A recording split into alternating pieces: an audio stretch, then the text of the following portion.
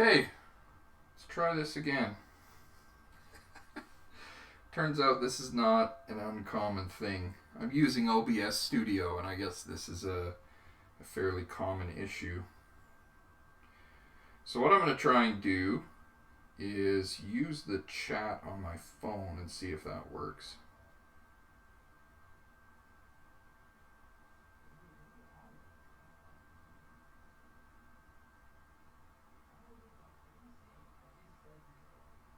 There.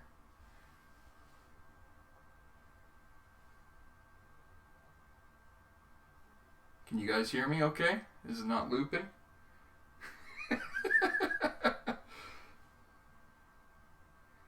Okay, Mike P says yes.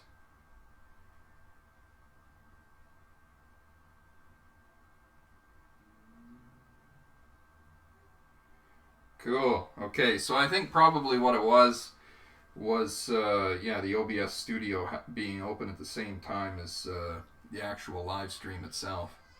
I think that's the problem. Okay, so if we're good, if this is working, I'm going to go back to what I was saying.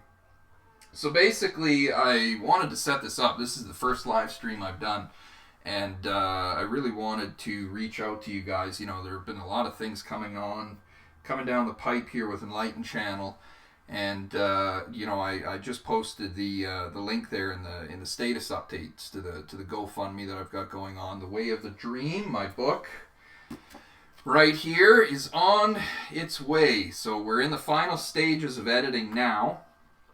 Stephanie, my editor, she's informed me that she can probably get the editing done in as little as 10 days. And so I wanted to do a live stream, just kind of answer some of your guys' questions, maybe help you to get more familiar with me and for me to get more familiar with you.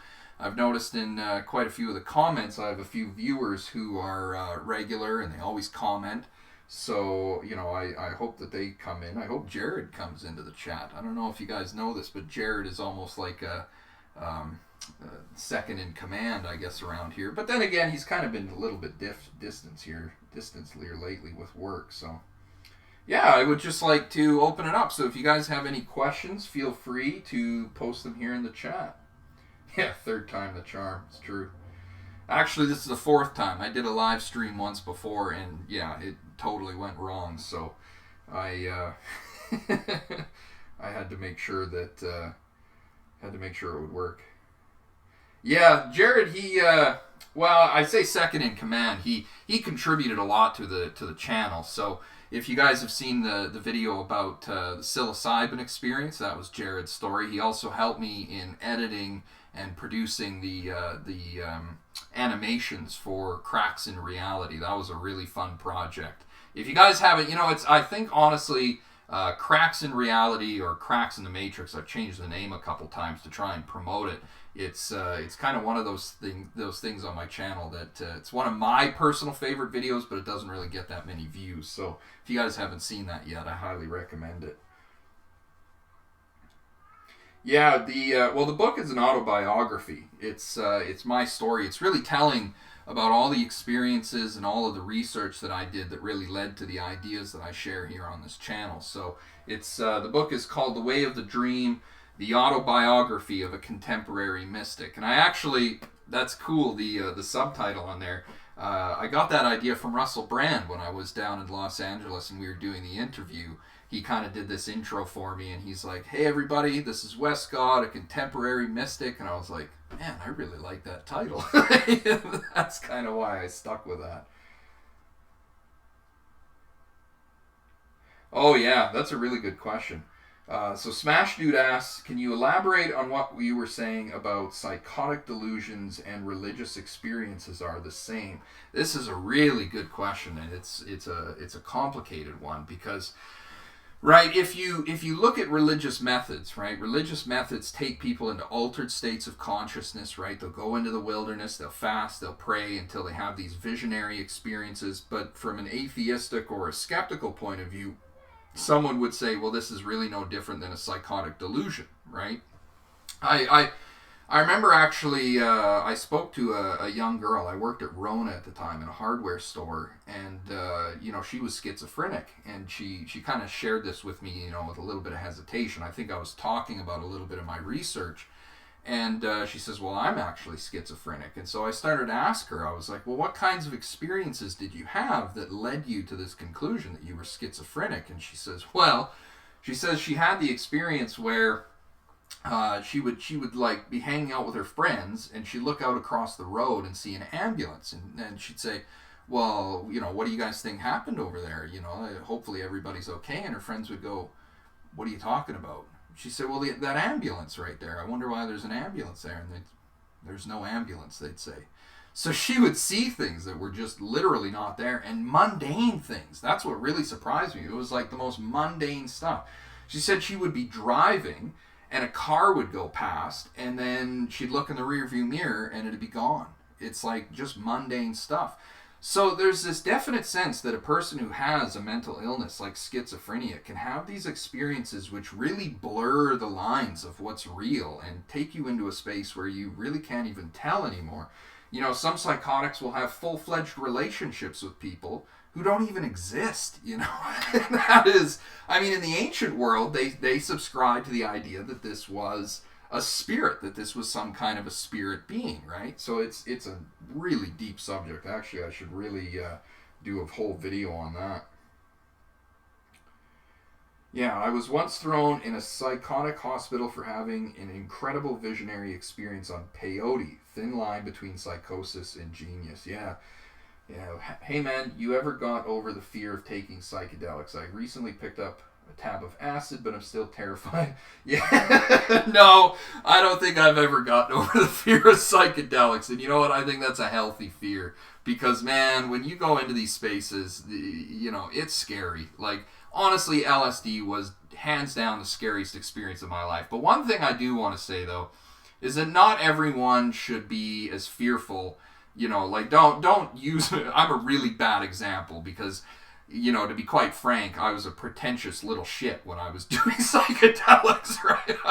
I just dove into it, pushing as hard as I could because, honestly, I was frustrated with the fact that I just could not seem to have, like, a genuine religious experience. I was like, I really want to break through. I really want to experience these things in a full-fledged way, and by God, I got what I asked for, So my thing is, if you're going to explore psychedelics, be careful. Take a lot of time to ease into it. When I first did it, I only did a half a tab of LSD, and make sure you have friends around who can take care of you, sober people who can help you through the experience, right? Let someone know that this is what's happening, and make sure you're taking the time to really understand what it is you're doing. And set and setting are huge. In my case, I had a horrific bad trip because I took LSD in the house where I had been hit with a baseball bat, which is like, you're basically asking for a bad trip, right? And I was experimenting with lucid dreams.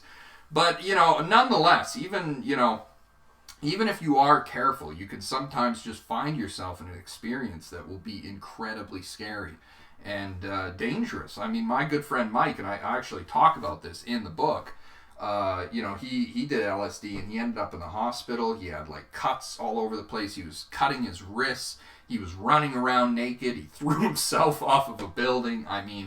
Bad, like really bad.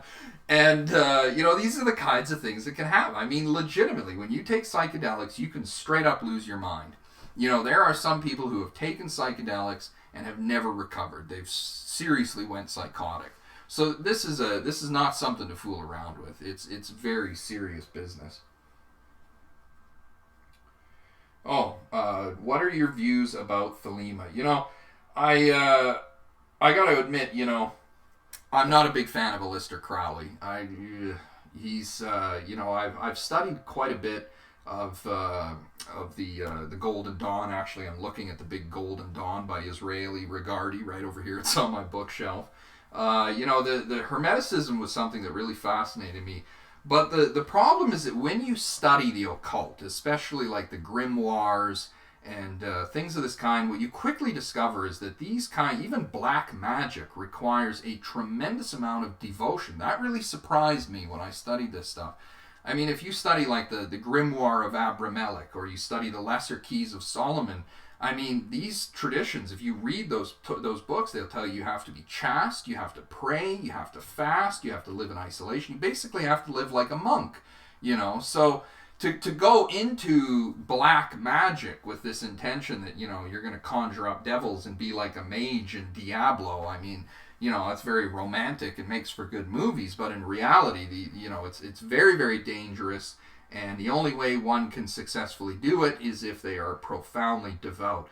And Aleister Crowley was the furthest thing from devout. I mean, he was debauched, he was sex obsessed. In fact, he died an old heroin addict in London. So, you know, he's not called the wickedest man in the world without good reason. So, you know, as interesting as Aleister Crowley's life is, I'm not a big fan of his work. I think he got really misled.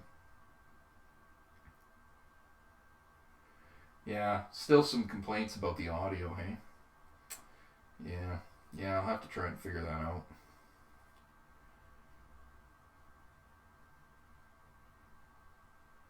Oh yeah. If you guys want to donate to the GoFundMe for the book, right now I've got a goal of $1,300 to cover all of the expenses for editing. So if you go to the Enlighten page on the community tab, you should be able to find the link there in one of the posts. I might even be able to put it right here in the description. Oh, good. The audio is good for some of you guys. Yeah, I mean, it seems as if it's the OBS software that's caused me a little bit of issues here on the live stream, but I got to tell you guys, it's really weird to do a live stream because I'm so used to editing everything, and, you know, I edit out all my ums and all my pauses, you know, so I'm going to have to get used to this. This is a different way of doing a video. Here we go. Yeah, there's the link. Yeah.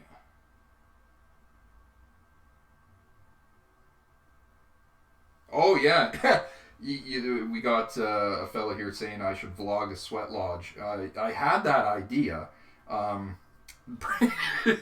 It makes me laugh, right? Because I went out to the reservation here close to home, and Morris Crow invited me and my wife. My wife was pregnant at the time, actually, and he said that the only stipulation he has about getting involved with these First Nation ceremonies, you can't film them. You can't take pictures of them, right? So, well, for a guy that hosts a YouTube channel, I mean, that really sucks, right? But what's funny is that in a sweat lodge, I mean, they build that thing so that it is literally so dark you can't even see your hand in front of your face. And I remember when we got into the sweat lodge, the guy closed the door, and my very first thought was, well, it's a good thing I can't film this because you wouldn't have been able to see anything anyway. But I gotta say, you know, a sweat lodge, if you have never had the opportunity to have that experience, I really recommend it. Honestly, the only thing I can describe it as is you feel like you're in the void, in the moments before creation. You know, to hear those natives singing, you know, and to hear the native language, it's like you feel so ancient and so primordial, and it's pitch black, and the noise of them drumming and singing, it is just, oh man, it carries you out. And then the intensity of the heat, I mean, you're just sweating in there, and it's just, oh man, it's really a powerful experience. Yeah. No, I haven't had any isolation tank experiences, not yet. Yeah, how to achieve the wish-fulfilling tree.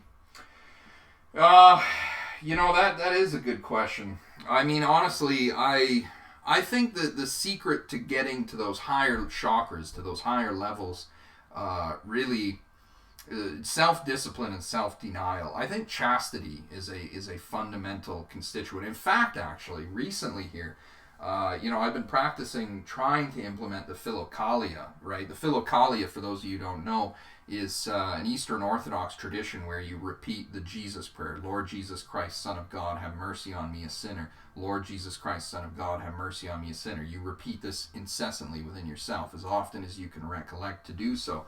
And I've noticed when I really concentrate on that prayer, I feel that pressure in my solar plexus like I did when I was younger. And so I'm convinced that with a sufficient amount of chastity, self-restraint, exercise, healthy eating, restraining all your desires, this act of restraining one's desires raises this energy together with a mantra practice of some kind, a repetitious prayer practice, right, will raise that energy up, and you will feel that pressure. In fact, when I was a diamond weight Buddhist, I heard stories about Lama Ole Nidal, and he would do his prostrations, and he would place a stone under his solar plexus, and it caused a hell of a bruise, and some people even think he might have cracked a rib. And 16th Karmapa finally told him to stop doing that. He says, that's not going to help your practice. But he did it as a kind of penance, as an austerity, as a sacrifice. And it's funny because when I heard about that, a lot of the people in the group were kind of like, why, that's a strange thing. But I understood exactly why he did it. He was trying to release that energy, that tension that was building up right below the heart chakra. Because you can feel it. You get into an intense meditation practice, you can really feel it.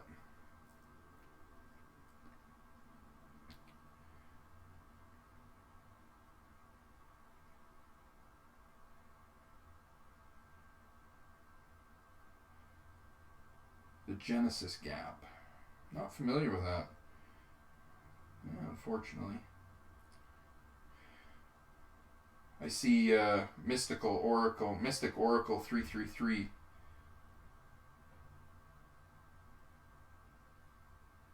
Oh, is it stuck? Is the live feed stuck?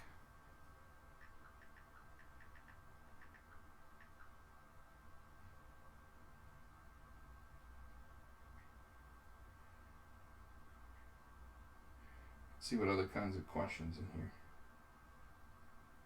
Oh, yeah, it's probably gonna be good for some people, and then some might get axed out just due to internet connection. Yeah, so no, if you guys feel that you want to, I mean, the main reason I set up that GoFundMe was, was to help speed up this process to get this book out there. The reason they say the heart chakra or the solar plexus chakra and things like that is because originally, in order to explain a mental phenomena, they had to attach it to a symbol. So that's why they attached to parts of the body. Yeah, no, it's true that. It's true that, a lot of these chakra energy centers, they're not physical. It's like Joseph Campbell said, you're never going to find any of these things on the operating table, right? You look into somebody, you're not going to see anything physical. It's a felt thing. It's like an energy tension. It's really weird. Craziest lucid dream experience. Wow, that's a good question. I would have to say it's a very tough one to answer because each experience is strange in its own way, right? The first lucid dreaming experience, I think, was the most profound because that's really what led to my near-death experience. I talk about that in the video, Jesus, What Are You Doing Here?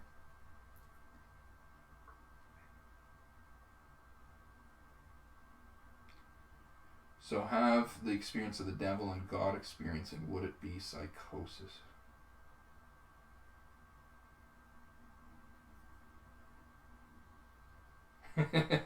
What do you think about Indiana Jones and the Temple of Doom?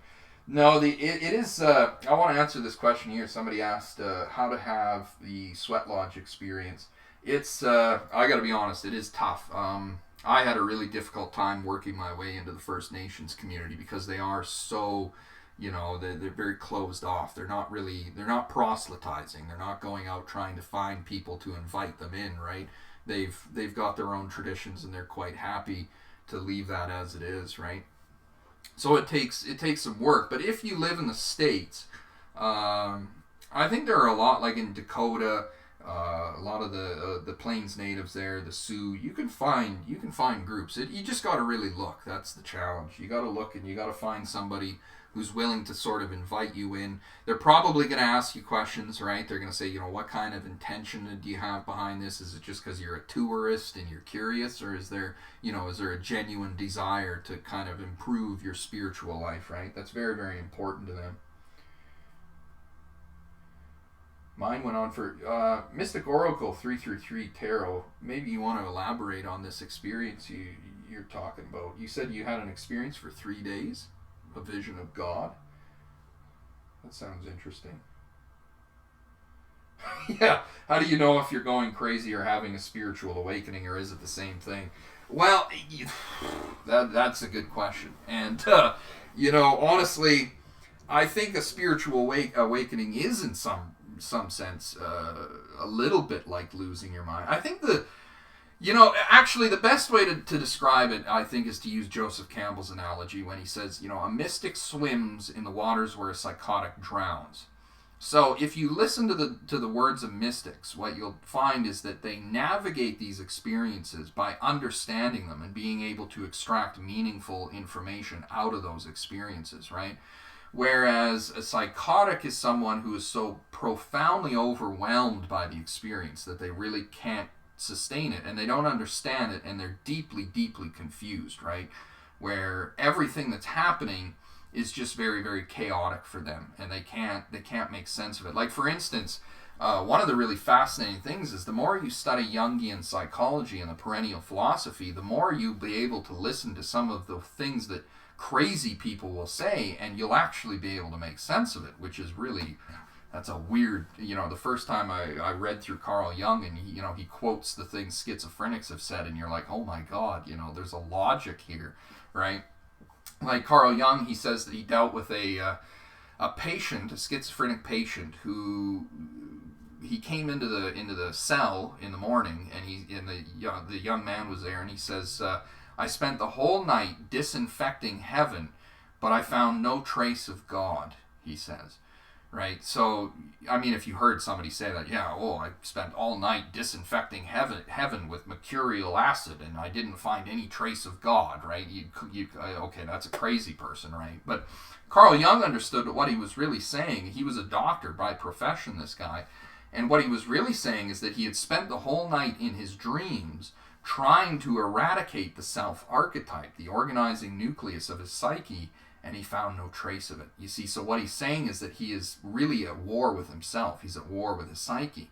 But he's functioning through the metaphors that he's been taught, namely metaphors like heaven and God, right? So he's working with the metaphors he's been given, and he's trying to disinfect his psyche of God. He's trying to disinfect God out of heaven.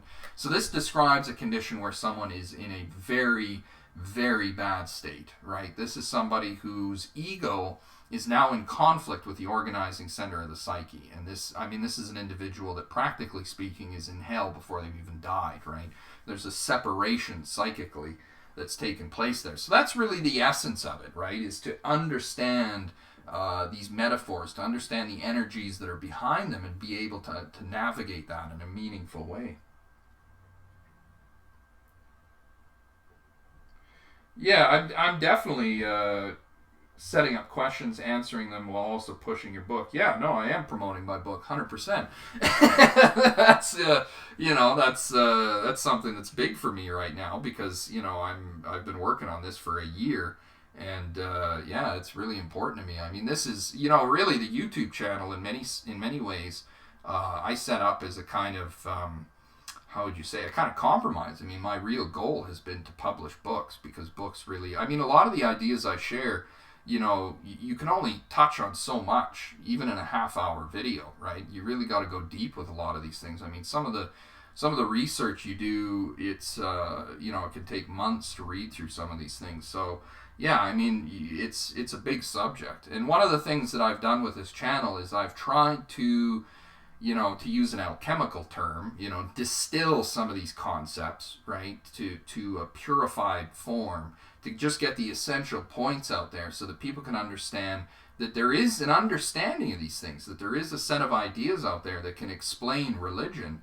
And, I hope that my content serves as a kind of an allure, to draw people into reading people like Joseph Campbell, reading books by Carl Jung and Aldous Huxley, and, these kinds of thinkers, as well as, great spiritual mystics throughout all the faiths. I mean, I have books from the Hindus and the Bhagavad Gita, the Upanishads, the poetry of Rumi, the Quran, the Bible, Saint Teresa of Avila, to kind of get this sense that there is a universal sense to religion. There's a universal theme to religion, that you don't have to dogmatically subscribe to just one camp in order to be religious, right? You can really appreciate the worldwide treasury of faith, if you will. Do all Native Americans use hallucinogenic substances? That's a good question. Yes and no. I would say yes and no, because, for instance, like the Blackfoot Natives here on the plains where I live, they don't use any hallucinogens of any kind, at least not hallucinogens as we understand them. For many Plains Natives, tobacco is the most sacred plant. And I always thought that was very strange, because you think, well, tobacco doesn't have any psychoactive effects, but then I discovered that actually it does. Tobacco is what's known as an oneiriogen. It has oneiriogenic effects, which is a very fancy Greek word for enhancing one's dreams. So if you're dehydrated or you compromise liver function, you can have the psychedelic effects of tobacco while you sleep. In fact, some teenagers on Reddit have figured out that if you wear a Nicorette patch throughout the night, it'll really boost your dreams. And so many natives would fast and not drink anything and then smoke a gratuitous amount of tobacco, right? If you spend any time in these ceremonies, you'll know what I'm talking about. You're like, ooh, this is a lot of smoke, and all this smoking and the lack of drinking water means that their liver function is impaired, and the liver is what eliminates the psychedelic effects of tobacco. So that's really fascinating. So every culture has their own way of going about this, right? Yeah, no, for sure. Yeah, J. Krishna Davern. No, many natives used other methods such as fasting and going out sleep for vision quest. Yeah, there are a lot of different methods. Oh, here we go. Mystic Oracle 3:3. It was during my awakening, and I felt I was trying to reprogram me to stay in the Christian belief, and I'm First Nation going through my shaman calling.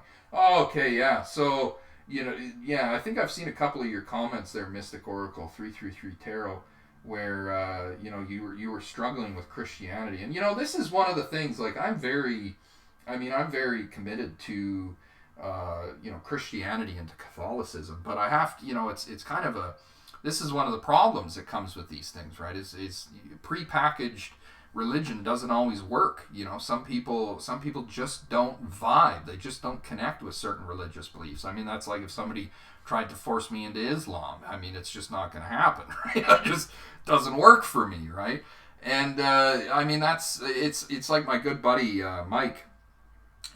He came to me and he said, well, what religion do you recommend I practice? And I said, well, you should practice the religion that you feel connects with you the most intimately, the religion that you feel you can relate to the most emotionally, right? The most emotionally compelling. And he said, well, to be honest, he says, Viking Asatru, he told me, pagan Asatru. And I made a video about this, his experiences with Odin and Thor, and by God, it worked. I mean, he had some intense dreams. And for me, it was really fascinating as a Roman Catholic, because, I mean, Asatru paganism, right? I seen a comment here asking me what I think about Wicca, right? I mean, these things, they trouble some people, but they also seem to work for others. And I guess, the only thing that I would critique about paganism, one of the things that I've found, and this actually goes back to the experience I had with Mike, is a lot of these pagan traditions didn't really penetrate deep into a connection with the self archetype. If you look at the history of a lot of these pagan beliefs, they were much more interested in acquiring, prophecies about the future, or immediate financial benefit, or agricultural fertility, right? Things of this kind. And so for that reason, they weren't necessarily seeking enlightenment. They weren't seeking self-realization. And so for that reason, I found that some of these pagan practices can kind of hold a person back. And I don't know, that's based on the experience I had with Mike, because Mike was getting very, very involved with Asatru, and he was getting very, very involved with Norse paganism. And he was talking about every day at work having these dreams about war. He was always fighting. He was always going to war and, running from cops or killing people. And, I thought, well, this is taking it started out really good, and then it started to take a really negative turn. And I thought, what the hell is going on here? And then it was like the most obvious epiphany in the world when I finally realized the goal of Viking faith is to achieve Ragnarok, right? This, Valhalla, where you go out and you wage war. And, in the Bhagavad Gita, Krishna, he says each individual will go to the heaven, they'll go to the paradise appropriate to that which they worship. So if Mike is worshiping Odin and he's worshiping Thor, he's going to Ragnarok. He's going to this Valhalla dream-like realm or whatever it is, right? So I actually intervened a little bit, and I offered him the 16th Karmapa meditation, and I said, try this and tell me if anything changes. And he did the meditation for a few weeks, and then he had a dream where he was brought to a cabin, and he says there was this young, beautiful woman there, and she was quite surprised to see him, and she says, we're so surprised you made it here. We thought you'd never make it. And he was welcomed in and everything, and he said that the dreams about fighting stopped, that they suspended after that. So that's my thing, right, is that, paganism, from what I've seen, even in the biblical tradition, I mean, Canaanite myth had a profound influence on the Bible and on Jewish thinking. So paganism certainly, I think, plays a role in every religion, whether we like it or not, right? But it's the idea that we have to set that goal of achieving self-realization, right? That's got to be the main priority. Yeah, astral projection is real. I mean, it's a function of lucid dreaming, for sure. I mean, do you see physical reality while you're astral projecting? That's something I often wonder about. That's a mystery I'm not quite settled on just yet. Yeah, because I mean, they've done experiments with people who had near-death experiences and set something out on the table and then asked them if they could read it, and then they said they never got it right. So this again kind of asks this question of, when we have these experiences, are we experiencing the physical world, or are we experiencing more of a dream-like reflection of the physical world? Without a physical body, can we still access this realm, this reality? I mean, that's a big question.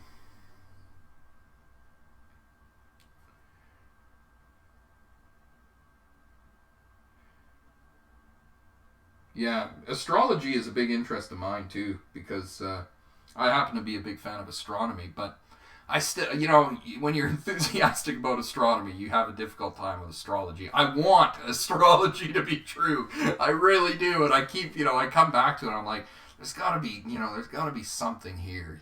Carl Jung attributed it to synchronicity. He said it's a synchronous thing, right? So that when Jupiter is in Capricorn, it's somehow meaningful, but I don't know. That's a tough one. Astrology is a really mysterious thing.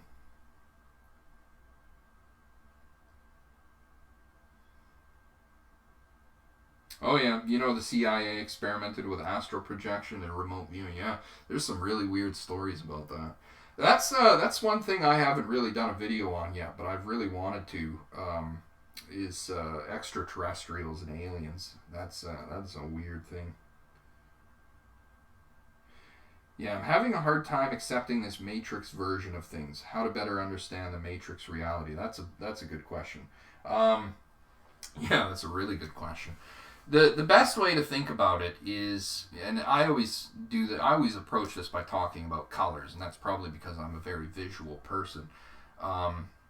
Colors do not exist in the outside world physically, and you just have to spend a little bit of time studying the electromagnetic spectrum to appreciate this, right? The electromagnetic spectrum is just that, a spectrum, and yet our subjective experiences of seeing colors is an entirely different thing. So when you look around, you ask yourself, okay, well then if I'm not seeing the physical light that's landing on my eyes, what is it that I'm seeing? Well, you're seeing a simulation or a reflection of that external reality that's been created by your brain. Now, this is a really mysterious thing, and there's a documentary. I know down in the States you can't get it because they've got all kinds of copyright restrictions on it. But the BBC did a great documentary series with Dr. David Eagleman, And I've got a few of his books here, and I really love to dig into his ideas where he talks about this, that, reality, that the reality we experience exists in our minds. It doesn't exist out there physically. Well, oh boy, see, this is where it gets tough. It does exist out there physically, but we don't have immediate access to it, right? Everything we experience of the physical world comes to us through our senses, and our senses have to be processed by our brain. And if the senses themselves, or if the brain is compromised, then the whole experience shuts down, right? So what that tells you is that you're not directly experiencing reality so much as you're experiencing a simulation of reality constructed by your brain. And then you have to ask the question, okay, well then where is this thing, right, that I'm in? Okay, I'm in this, thing that's being created by my brain, but where is it, right? Where is that space? And this is where, I found Buddhist philosophy really comes up and meets nicely, because the Buddhists say that the mind is a kind of space itself, that mind is space, and that each of our minds is a kind of microcosm, if you will, and the reality that we experience arises out of that emptiness of mind like a dream. So that's really remarkable. I'm going to see if I can get this fly to fly out of here. He's buzzing around in here. All the bugs should be gone. This is Canada, and we're getting close to winter, so that's one of the nice things about living in Canada.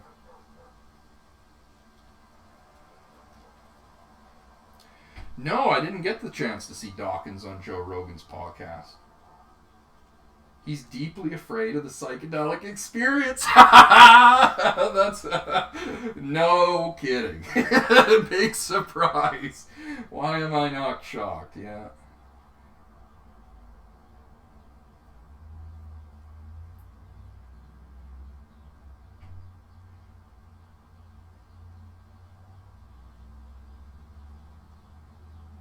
So everything is really black and white. Well, no. Well, yeah, I guess in some sense. But again, even black and white is kind of a subjective thing, right? Really, what light is physically is just energy. It's, honestly, I think it's better understood as just data, information. I mean, you look at a photon, it's more like a piece of information than necessarily a thing. That is really hard to get your head around, and honestly, you got to spend a lot of time studying that stuff to get it right. Yeah, this part of existence on Earth in this dimension feels like purgatory. Yeah, I honestly feel the same way most days. Do you support the cessation of Alberta from Canada? Oh, some politics here. I have mixed feelings about it, honestly. I have an interesting relationship with politics. At one time, I was very left-wing. That kind of drew from when I was an atheist and a pickup artist. And, since coming back to Catholicism, I've noticed my politics has shifted progressively further to the right, which really is very stereotypical, unfortunately. But, as far as, Alberta separating from Canada, it's tough. There's a lot of complications with that, right? I mean, is Alberta going to do well as an independent country? I mean, you just got to look at Brexit. What a hell of a mess over there, right? I almost hope we get a referendum, and then that just scares the Liberal government into paying a little more attention to the West.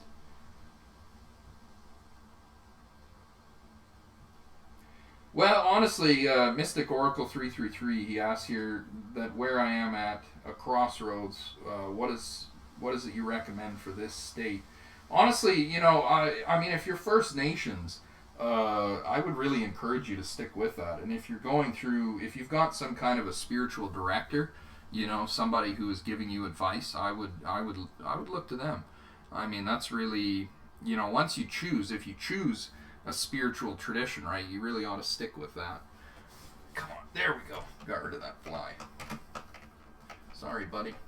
It's funny, since when I was a practicing Buddhist, I really got used to trying to avoid killing any insects, and I still have that habit.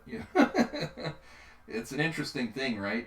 As Catholics, the emphasis, life is sacred in every religion, and every religion has their own way of expressing it. So for Catholics, right, life is sacred. Human life is especially sacred, so therefore abortion is out, contraceptives are, condemned, and any kind of an infringement on human life is considered really, inappropriate. Whereas among the Jains, right, in India, they wear these little masks, right, because they're afraid they might breathe a bug in, right? Or Buddhists, like in that 7 years in Tibet where they got to dig up all the earth in case there's earthworms in there, right? Don't harm any living thing, right? Or among the Native Americans with the buffalo, right? Every culture has their own way of expressing this sanctity, this sacredness of life. And, it's kind of funny how in this day and age people, you'll have a vegan who will, vehemently speak out against the abuse of animals, but then gladly go and get an abortion, right? Or you'll have a Catholic who will vehemently protest abortion, but then happily go out and eat a hamburger. You got to compromise this kind of an ethic one way or another. So every culture has their own unique compromise, and then they look out and think the other people are evil, right? Oh, they're so evil, they eat meat, and oh, they're so evil, they get abortions, and on and on, right? Yeah, the podcast with Russell Brand, the full feature-length thing is on luminary.com or luminary.org.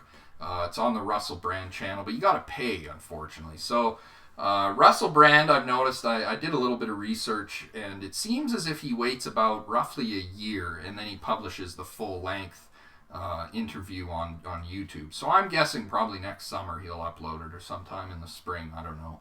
But if you want to hear the whole thing, it is on Luminary. And there was a link they sent me. If somebody's really interested, you can email me at enlighten.tv@gmail.com. I can send you the link, and you can get like a month free off of Luminary or something. Yeah, that was an excellent podcast. Thanks. Yeah, it was a lot of fun.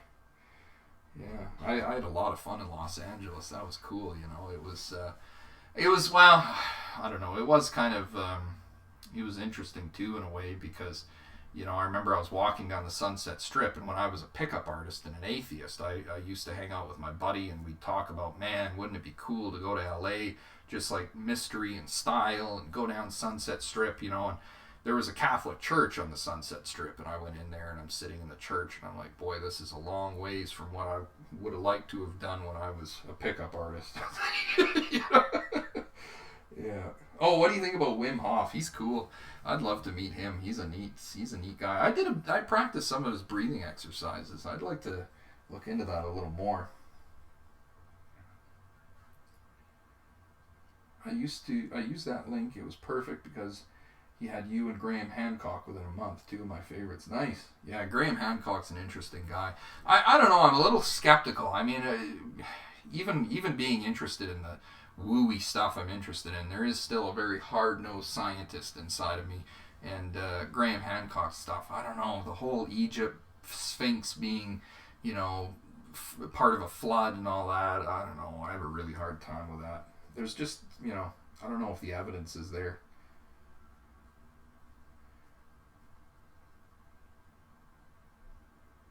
Ooh, this is cool. I had a vision of different crosses burning all around me, and the only one that didn't turn to ash was the one with Jesus on it. Any idea what that can mean? Oh, that is a really good...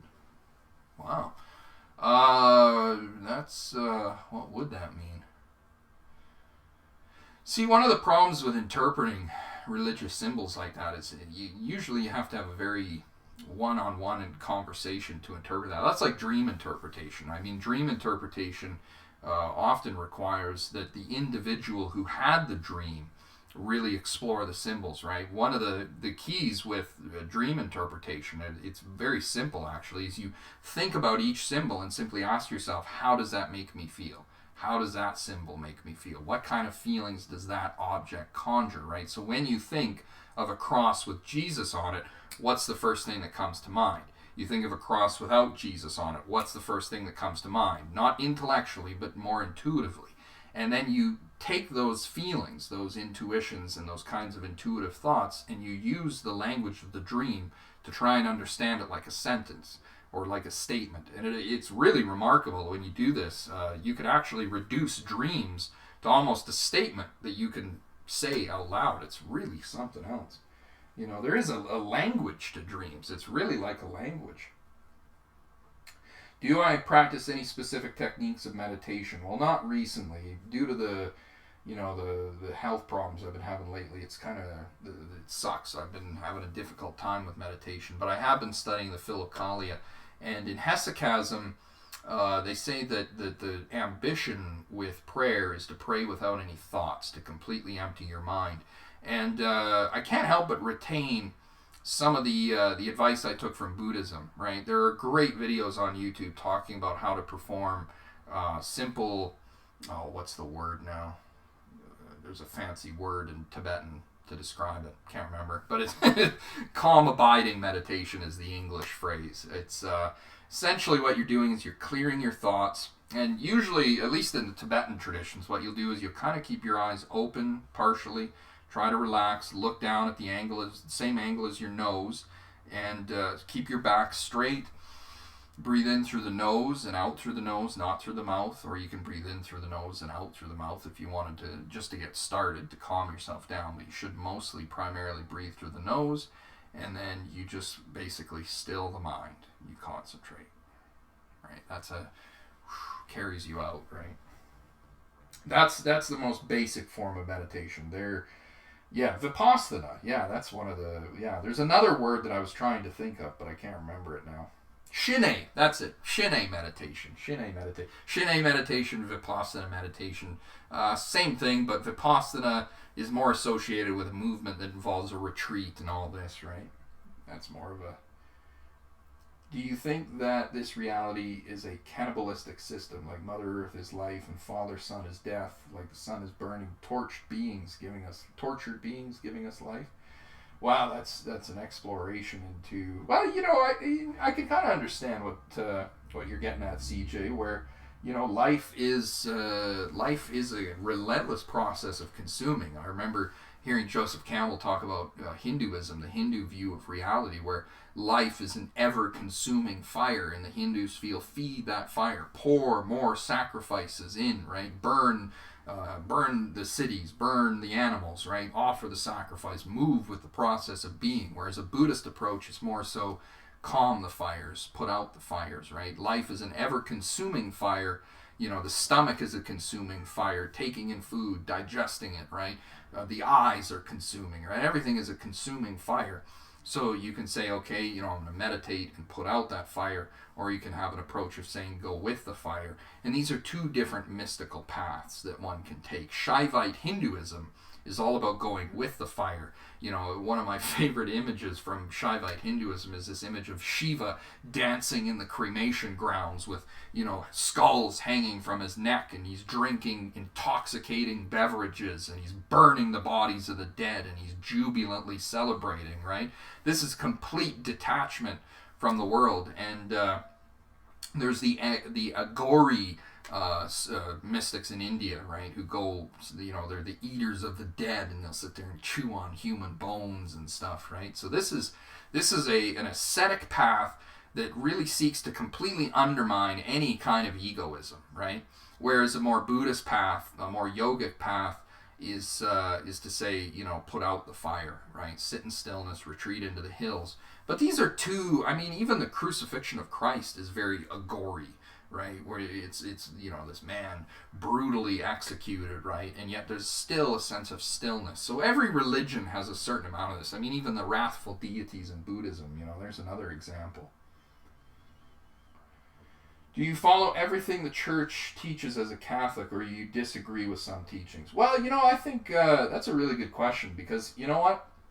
I'll be honest with you guys, I do take issue with some church teachings. Like, I think there's way too much emphasis put on contraceptives and abortion. I agree with the ethic that stands behind these things, but I just feel like Catholics have really lost who they are by trying to just push all this, really fanatical legislation. It's just not the priority, in my opinion. If you look at it, the church fathers prohibited abortion and contraceptives and these sorts of things because, well, abortion is a little different, because abortion is, you're literally killing an infant, right? So, that's on another level. But the contraceptive thing, That's more, if you read the church fathers, what they were really getting at is the importance of refraining from lust, right? Trying to stay away from getting lustful. And, contraceptives can encourage that, right? Where you say, wow, I don't have to worry about having a kid, right?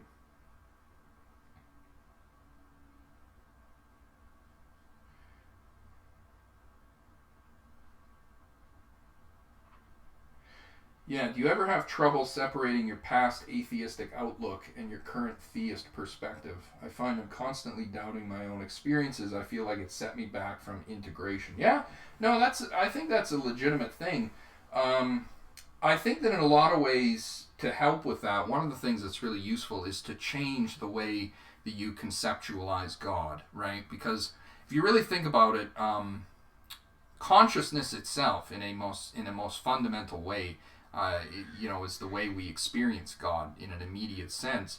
And so I think as an atheist, one of the big doubts is the anthropomorphizing of God, right? Thinking of God as a guy with an opinion who's really worried about what you do, on your own or when you're out with your friends, right? That evokes a lot of skepticism because you look around, you say, seems to me the world carries on just fine without the overseeing of some pissed off Bronze Age deity, right? So it's useful to change or to experiment with different ways of conceptualizing God, and to not be too afraid to explore the possibilities, because God is whatever He chooses to be, and I think you've got to find a place within yourself where you can connect with that mystery, and it's very useful to explore your own ideas and say, well, what kind of concept is most meaningful to me. Strangest experience ever. I had a dream where I felt this bliss of reunitement with these two black curly-haired females, and I felt myself cry like I have had known them for an eternity, and I really miss them. That's probably a form of the anima projection. Yeah.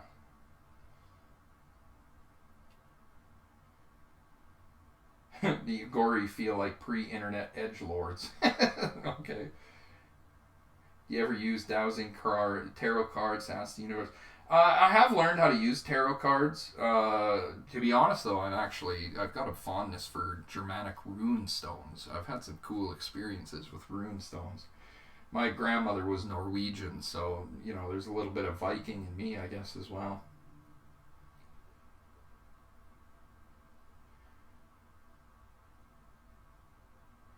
Bro, I want your personal perspective on an out-of-body experience where I had a vision I had with Yeshua in private. Yeah, email me at enlighten.tv1 at gmail.com. It's always, you go to the end of my videos, you can find all my contact info at the end of the videos. What do you think is the best way to overcome self-hate when achieving small goals, like feeling like you don't deserve anything good? Well, right away, a compromise in your self-esteem usually draws from a compromise in self-discipline. If you're struggling with feelings of self-worth, focus on discipline. Focus on, restraining different areas of your life. If you are, sitting around eating pizza all day, watching pornography, talking crudely, telling vulgar jokes, and, you're watching horror films, and, you're indulging in all of this filth, it's going to undermine your sense of divine self-worth. I really think that a person's self-esteem is a direct kind of reflection of their relationship with God. And the greatest and most firm sense of well-being draws from feeling that you've drawn from this connection, this divine connection. This is one of the reasons I'm a little bit, I wouldn't say opposed to, but a little bit suspicious of the LGBTQ community, right? That encourages people to be proud of their sexuality. And don't get me wrong, I don't think that we should be persecuting these people or running them down. Quite the opposite. I just think that it can send an unhealthy message that pleasure or in convincing yourself that pleasure is okay is the key to self-esteem. But that's not true. That's just not true. Self-discipline is the key to self-esteem and self-worth. My phone's locked me out. I had a dream once where I was in a building in the middle of the desert, and it had scriptures and writings from all religions in it. For some reason, the color green was very significant in it. You may be called to Islam. Green is a very important color in Islam. Interesting. I've heard someone comparing the names of Cain and Abel. Yeah. Still studying the tarot. Love my dowsing rods too. Nice. Yeah. Viking runestones are really interesting. Well, I guess I'll probably wind this down. I notice my camera is starting to run out of battery life. I'd like to do... Oh, wow. We've been going at this for... How long? Is that 29 minutes? How long is this live stream? I don't know. But anyways, no, I should close this out. I just want to really encourage you guys to, consider donating to the GoFundMe. If you want to see, it's more so, don't feel like it's an obligation. It's me more giving people an opportunity if they're anxious to get their hands on this book. I was really upset in September because I put out a pre-order for the Kindle book, and then I sent a copy of this to my editor in Virginia, and she says, nope, the book's no good. She says the editing has got to be all redone because you made too many changes, and, we had went back and forth. So I was a little upset, and I said, well, you know what, I think it's best I just go with a brand new editor. And so I hired another lady out of the States, Stephanie, and she's going through it, but Stephanie is not cheap. She's, she's a good editor. She's got a lot of good references. So I'm really pleased with the work she's doing, but it's slowing the process down, right? I want to get this book out for people so that they can read, and I thought, I'm going to start this GoFundMe because I'm sure there are people out there who want to read the book and who are tired of waiting, right? And if they want to, they can contribute, and then we can get this thing out there. But yeah, oh my. Can we say hi? Yeah, go ahead.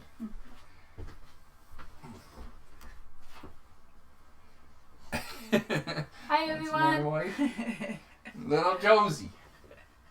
This is my baby boy. Yeah.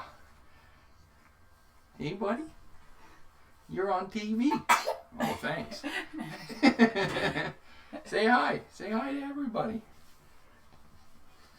Hi. He's more interested in the computer. Yeah, he likes to play with the computer. You, buddy? Yeah. Yeah, it's fun, hey? All right. Well, thanks you guys for watching, and hopefully we'll be able to do some more of these in the future. And yeah, again, if you have any more questions, you know what, feel free to email me. I try to read all the comments on the videos. Sometimes that's easier said than done. The email at the end of my videos, that's probably the best way to reach me. Or feel free to join us at the Enlighten discussion forum on Facebook. So, yeah, as always, thanks for watching. Bye.